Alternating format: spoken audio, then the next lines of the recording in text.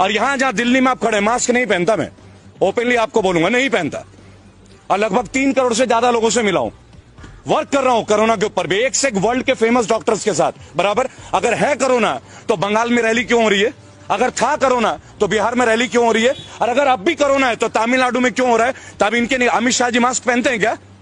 अंजना सिंह पहनती है क्या आज तक में? ये रूल हम जैसे सिविलियंस के लिए 2000 रुपए का चालान गाल पे चाटा नहीं लगता?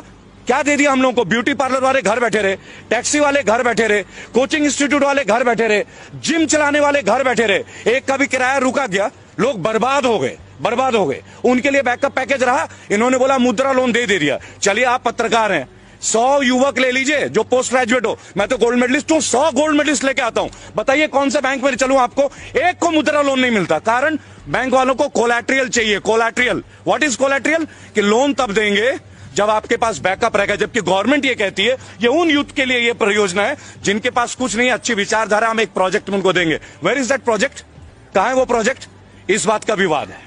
तो हमारा विवाद नहीं है, हमारा फाइट आपके साथ, बैड गवर्नेंस के साथ, और हम लोग बजाते सबकी हैं, हम लोग कांग्रेस को भी बख्शते नहीं है।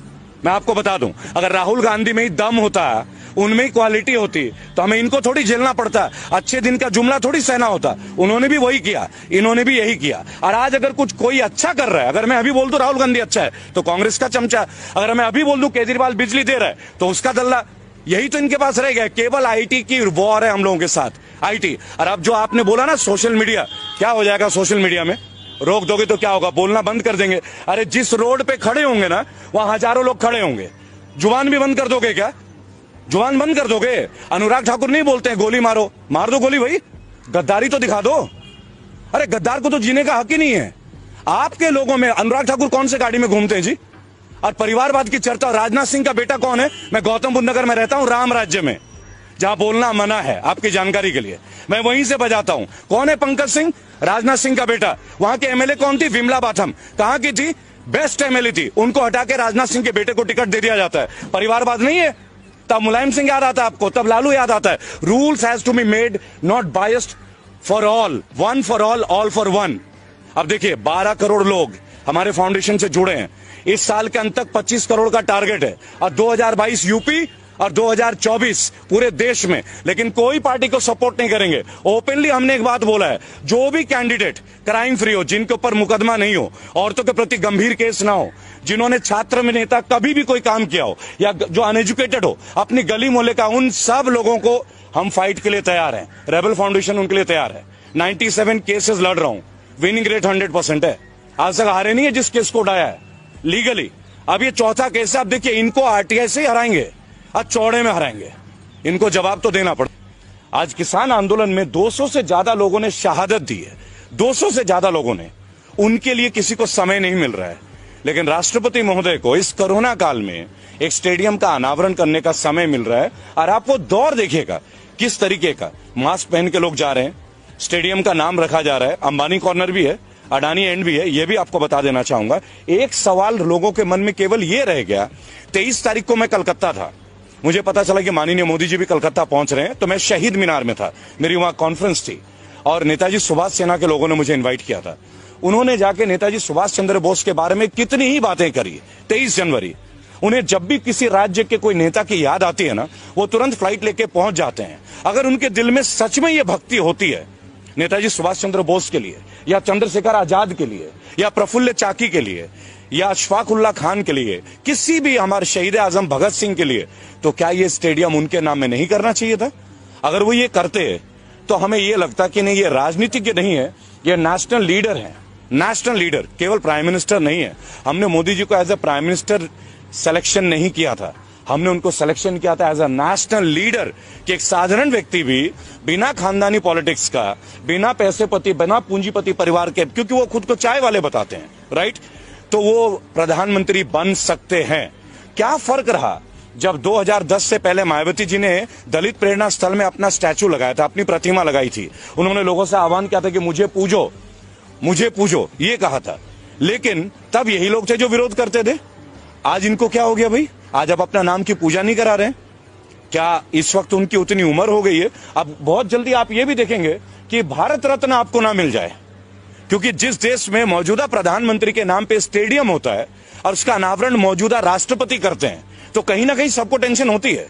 महंगाई पे देखिए, देश के असली मुद्दे इस वक्त स्टेडियम नहीं है। देश का असली मुद्दा अगर आप देखना चाहे, कोई भी नेशनल मीडिया जो हमारी बेसिक मुद्दे उन पे चर्चा नहीं कर रहा है। क्यों ना चर्चा करे महंगाई के ऊपर, क्यों ना चर्चा करे बेरोजगारी के ऊपर। ये वही जगह है जहां हमने प्रोटेस्ट किया था 14 तारीख को, और ये वही जगह है जब 22 तारीख को लाठियां भांजी गई एसएससी जीडी के बच्चों के लिए। क्या दोष है उनका? 50 लाख लोगों ने फॉर्म भरा, 50 लाख लोगों ने। 100 रुपए का फॉर्म था, अरबों रुपए कलेक्शन होते हैं। देश का सबसे बड़ा घोटाला है। कौन कहता है कि सरकार घोटाला नहीं करती? सबसे बड़ा घोटाला है फॉर्म घोटाला। अरबों रुपए कलेक्शन करते हैं आप टेस्ट के नाम पे, फॉर्म के नाम पे। और खुद नित्यानंद राय जो राज्यसभा के मंत्री है वो कहते हैं कि 1.25 लाख वैकेंसी है, तो 54,000 को क्यों ले रहे हो? जिन लोगों ने रिटर्न टेस्ट दे दिया, मेडिकल टेस्ट दे दिया, फिजिकल टेस्ट पास कर दिया और कोई टेस्ट बचा ही नहीं, इसके ऊपर कौन बात करेगा? क्या राष्ट्रपति महोदय को मैं ज्ञापन देने गया था, आपकी जानकारी के लिए 14 तारीख को राष्ट्रपति महोदय का मैंने ज्ञापन दिया है एसएससी जीडी के अभिभावकों के साथ, उनके बच्चों के साथ। मैं स्वयं था। प्रत्यक्ष प्रमाण को आवश्यकता नहीं कि आपको इस पुख्ता सबूत दें। क्यों नहीं उनके बारे में बात हो रही है? केवल एनडीटीवी को छोड़ के कोई क्यों नहीं दिखा रहा है, या यूट्यूबर्स को छोड़ के कोई क्यों नहीं दिखा रहा? और कल से ओटीटी और हमारे यूट्यूब के ऊपर भी पाबंदियां शुरू हो रही है। पता है ये सब क्यों हो रहा है? वो कहते हम कांग्रेस मिटा देंगे, वो कहते हम ये मिटा देंगे। अरे आपको मिटाने की क्या जरूरत है भाई? आप अपने काम को इतना अच्छा कर लो ना कि दूसरे भी आपको जुड़ जाएं। ये भी आपको समझना होगा। आपका काम सर्वश्रेष्ठ होना चाहिए। अगर आप दूसरों को खत्म करने में सर्वश्रेष्ठ हैं तो इसका मतलब आपको काम करने का आदत ही नहीं है। देखिए, ministry of finance, Anurag Thakur ji के इतने बड़े बड़े स्टेटमेंट थे। आज से 3 दिन पहले आप गूगल पे देखें, चाइना की कंपनीज को 50 प्रोजेक्ट को अब यस सिग्नल मिलने वाला है। ऑफिशियल है, मैं आपको कोई भी मनगढ़ंत बातें नहीं बताता। अब ये 50 जो प्रोजेक्ट है, परियोजना है, उधर गलवान घाटी में हमारा चल रहा है। पिछले 1 हफ्ते से आप देख रहे होंगे कि चाइना के अधिकारी निरंतर हमसे बात कर रहे हैं। क्यों बात कर रहे हैं भाई?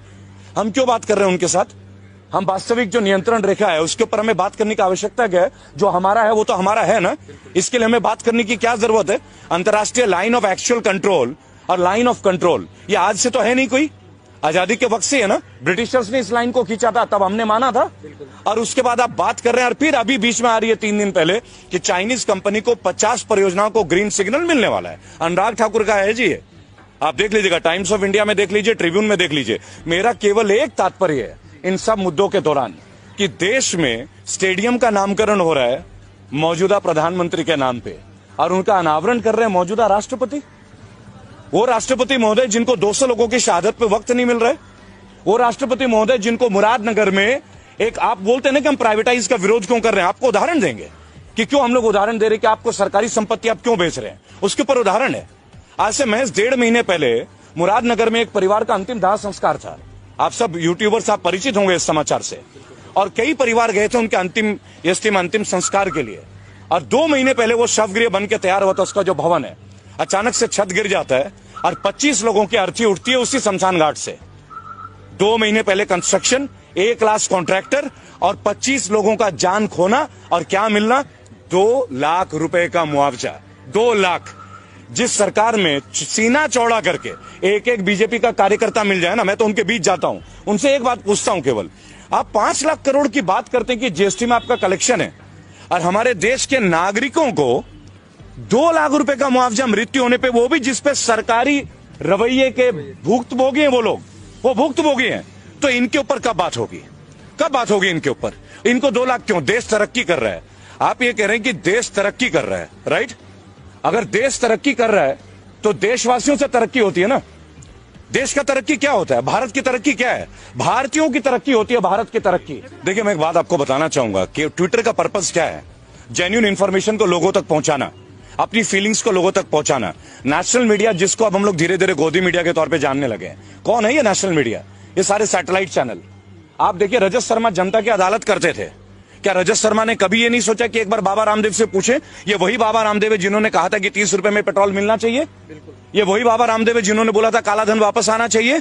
देखिए, मोदी जी के हर चीज के खिलाफ नहीं है, कभी भी नहीं है, और व्यक्तिगत तौर पे तो उनके खिलाफ कभी भी नहीं। हम आज भी मोदी जी बोलते हैं, पूज्य नहीं बोलते, माननीय प्रधानमंत्री है। लेकिन अगर आपकी पॉलिसीज हमें तोड़ती हैं, अगर आपकी पॉलिसीज से लोगों का बेरोजगार का स्केल आउट डाउन हो रहा है, तो क्वेश्चंस तो उठेंगे, सवाल तो उठेंगे। और अगर आप में क्षमता है, आपके मंत्री में क्षमता है, तो आप उन सवालों का हमें जवाब दे दें। आप हमें जवाब दे दीजिए, हम संतुष्ट हो जाएंगे। आप हमारे सवालों का जवाब नहीं दे रहे, आप आरटीआई का जवाब नहीं दे रहे। जो आरटीआई, देखिए सबसे बड़ी बात क्या है, हमारे पास एक पावर था, राइट टू इंफॉर्मेशन। मैं खुद एक आरटीआई एक्टिविस्ट हूं। आज आरटीआई के जवाब मुड़ के नहीं आते, मुड़ के नहीं आते। क्यों नहीं आते भाई? ये किस तरह का गवर्नेंस है जहां आरटीआई के जवाब हमें नहीं मिलते? आप कैसे जानेंगे कि एसएससी जीडी, ये जो 1.25 लाख लोग हैं, physically fit, medically fit, written test pass, और कोई एग्जाम नहीं है। 3 इयर्स पहले इनका टेस्ट हुआ 2018 में। इसी तरह लोको पायलट के बच्चे इंतजार कर रहे हैं, 10,000 से ज्यादा बच्चे। यूपी पुलिस की भर्तियों के लिए निको पार्क लखनऊ, जहां मैं अब जाने वाला हूं, वहां लाठियां मिल रही है। आप देखिए, किसी भी पार्टी में यह हो सकता है क्या कि अगर आपने कोई ज्वलंत मुद्दे को उठा दिया तो आप लाठियां बांधोगे? आपको तो उनके सामने आके उन्हें जवाब देने की जरूरत है। सेटिस्फाई कीजिए, यूथ को सेटिस्फाई कीजिए। आप एक बात बताइए, यूथ क्रिमिनल कैसे बनते हैं? आज की डेट में भारत में सबसे ज्यादा पढ़े लिखे लोग जो हैं वो बेरोजगार है, और वो केवल इस भाजपा शासन की देन नहीं है, ऑब्वियसली कांग्रेस की भी देन बहुत बड़ी रही है। लेकिन what about the change? What about the change? इसीलिए तो हम इनको लेके आए थे ना। और कितने साल, और कितने साल भाई? 7 साल होने को आए ना। 1 साल में आपको एक वैकेंसी तो देनी पड़ेगी ना, कोई एक सेक्शन में। और ये तो तब है जब उसी ब्रांच में सीट वेकेंट है, पैरामिलिट्री फोर्सेस की पोस्ट वेकेंट है। ये खुद पैरामिलिट्री वाले बोल रहे हैं, यानी देश की सुरक्षा खतरे में, और बच्चे सिलेक्टेड है, फिर भी आप उनको जॉब नहीं दे रहे हो। आपको समझना होगा। देखिए, मैं क्लियर आपको बताऊंगा कौन नहीं है रेबल, अब कौन नहीं है। हर एक यूट्यूबर बागी है। क्यों बागी है? क्योंकि वो ग्राउंड जीरो लेवल पे सच्चाई को प्रदर्शित कर रहा है, चाहे आप हो, चाहे जितने भी और चैनल्स है। अरे एक रिस्क है। अरे क्या कमा लेते हैं? क्या पैसे कमाते हैं क्या वो लोग? उन्हें भी लगता है कि हम अपने हिस्से की जिम्मेदारी राष्ट्र के प्रति निभाएं। क्या आपको लगता है कि जितने भी बैचलर ऑफ जर्नलिज्म करके बच्चे बैठे हैं, क्या उनको जॉब मिल रही है? क्या आप जाके देखिए, आज तक में कितनी रिक्रूटमेंट है, इंडिया टीवी में कितनी रिक्रूटमेंट है, एबीपी न्यूज में कितनी रिक्रूटमेंट है। वही रूबिका लियाकत, वही रजत शर्मा सालों से। क्या नेपोटिज्म नहीं है ये सब? वही अर्चना सिंह, क्या ये नेपोटिज्म नहीं है? यानी जो लड़के गोल्ड मेडलिस्ट करके पास होते हैं जर्नलिज्म करके, उन्हें क्यों नहीं मिलती नेशनल मीडिया? मैं भी उनमें से एक हूं। I myself, I won the best result in year 2000, और the best one in my university, CCS university Meerut. मिल गया क्या मुझे? क्यों नहीं मिलता? उसके लिए आप क्या बोलेंगे कि आपने अच्छी मेहनत नहीं की? लेकिन हमें अपने हिस्से का वो जॉब नहीं चाहिए, लेकिन हमें अपने हिस्से का सम्मान तो चाहिए ना। और जो युवक आज डिपेंडेंट है, जिनका परिवार उन पर डिपेंडेंट है, देखिए लोग एमबीए कर रहे हैं, बीटेक कर रहे हैं, लोग पैसे ले रहे हैं, कर्ज ले रहे हैं, माँ बाप जमीनें बेच रहे, कोई जेवर बेच रहा है, बेटियों की शादियां रुक रही है कि पहले पढ़ ले, ये भाई नौकरी में लग जाएगा तो लोन लेके इनकी शादी ब्याह। ये भी एक ट्रेंड है भारत की, ये वास्तविकता है। ये नहीं कि आज मोदी काल में हो गया, पहले से भी थी।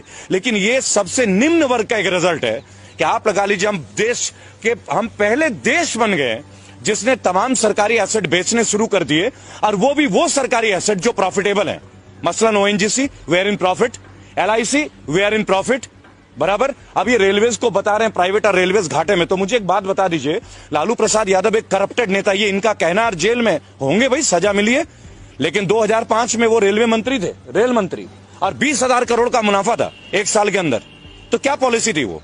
और इनके पास तो पूरी स्ट्रैटेजी है। निर्मला सीतारमण जैसी स्पीयर हेड है, स्मृति ईरानी जैसे स्पीयर हेड है, सनी देओल जैसे स्पीयर हेड है, कंगना जी है, अक्षय कुमार है, सुनील शेट्टी भी ताजा जुड़े हैं इनसे, अजय देवगन भी जुड़े हैं। तो ये क्यों नहीं उसको ग्रोथ में ले आ पा रहे? क्या आप एक बात बताएं, क्या अपने चीजों को प्राइवेट करके हम मजबूत होते हैं क्या?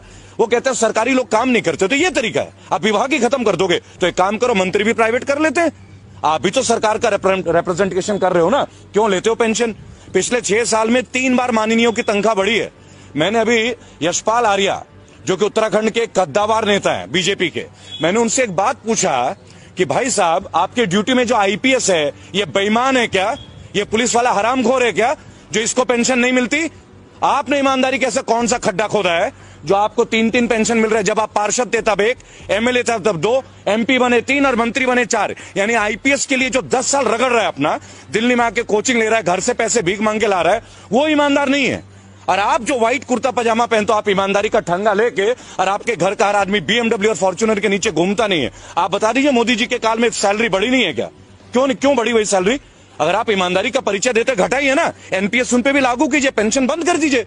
हम आपके साथ खिलाफ नहीं है, सख्त आपकी विचारधारा को समर्थन करेंगे, लेकिन एक कंडीशन है। 5 सवाल है। देखिए, आप लोग इतने सवाल पूछते हैं ना, 5 क्वेश्चन पे हमारे साथ आके डिबेट पे आ जाइए, ओनली 5 क्वेश्चन। पहली बात, एम्प्लॉयमेंट के ऊपर बात करते हैं। फर्स्ट, एम्प्लॉयमेंट के ऊपर बात कर लेते हैं, केवल एम्प्लॉयमेंट। एम्प्लॉयमेंट पे आपने लास्ट 6.5 years में